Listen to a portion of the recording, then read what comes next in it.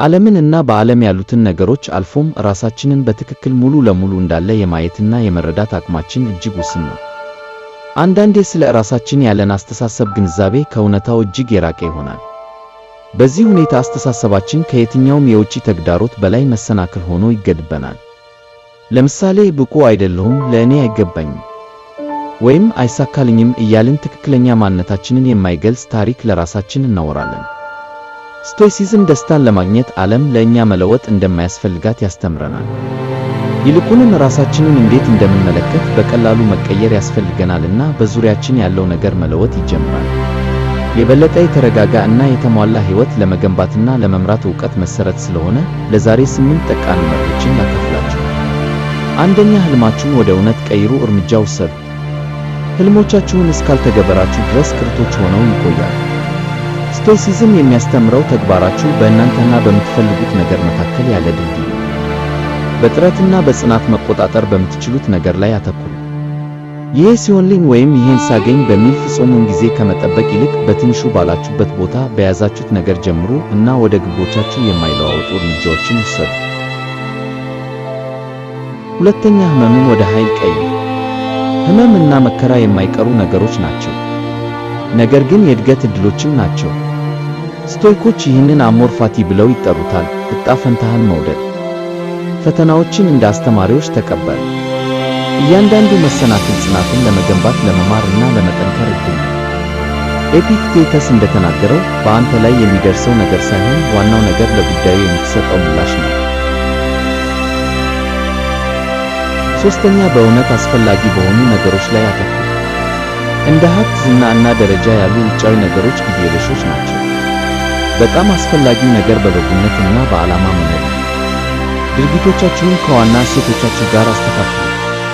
በጥበብ፣ በድፍረት፣ በፍትሕና ራስን በመግዛት ትኩረትን የሚከፋፍሉ ነገሮችን በመተው ለዓለም ማበርከት በምትችሉት ነገር ላይ አተኩሩ። ሴኔካ እንደተናገረው ለመኖር አጭር ጊዜ ነው ያለን፣ በዛ ላይ ብዙውን እናባክናለን።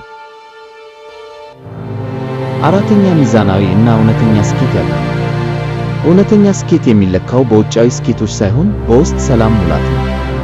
በሁሉም የሕይወት ዘርፎች ማለትም በአእምሮ፣ በአካልና በመንፈሳዊነት ሚዛናዊ ለመሆን ጥረት አድርጉ። ስኬት ማለት ከተፈጥሮ እና ከእሴቶቻችሁ ጋር ተስማምቶ መኖር ነው እንጂ ጊዜያዊ ደስታን ወይም የህብረተሰብን ይሁንታን መፈለግ አይደለም። አምስተኛ፣ ገደብ የለሽ ሁኑ። አእምሮአችሁን ፈትኑት። አእምሮህ ትልቁ መሳሪያ ወይም የከፋ ጠላት ነው። በተሳሳቱ እምነቶች ውስጥ ገደብ በራስ ላይ መሰናክሎችን ትጥላለህ። ስሜትህን ለእውቀት፣ ዕውቀትህን ለቅዱስ መንፈስ አስገዝ።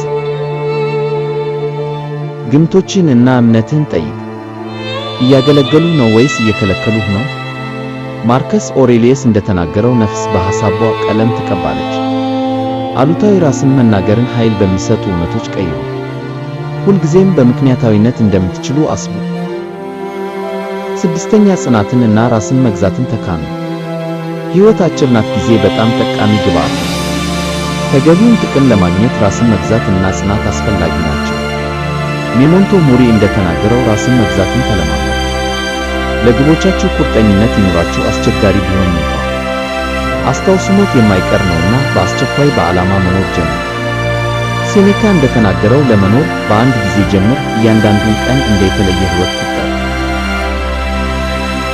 ሰባተኛ፣ አሸናፊ አስተሳሰብን ገንቡ። በውጤቱ ሳይሆን በሂደቱ ላይ አተኩሩ። የስቶይክ መርህ እንዲህ ይላል፣ ስኬት በውጤቱ ላይ ሳይሆን ባደረግከው ጥረት ላይ የተመሰረተ ነው። አሸናፊ አስተሳሰብ የሚመሰረተው መቆጣጠር በምትችሉት ነገር ላይ ስታተኩሩ ነው።